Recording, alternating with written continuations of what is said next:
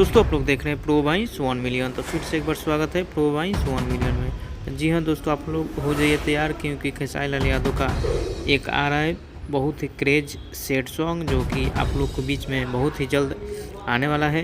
और लोग बोल रहे थे कि कब आएगा सैड सॉन्ग, कब आएगा। जी हाँ दोस्तों, बहुत ही जल्द आप लोग के बीच में आने वाला है।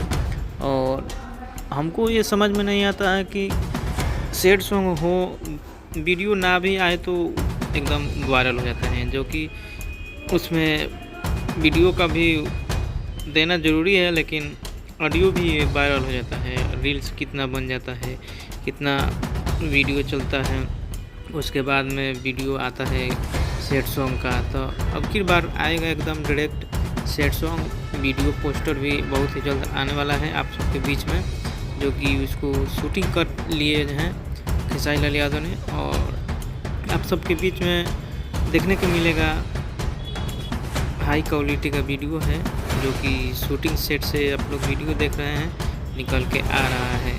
जी हाँ दोस्तों, जब तक ले जय हिंद जय भोजपुरी।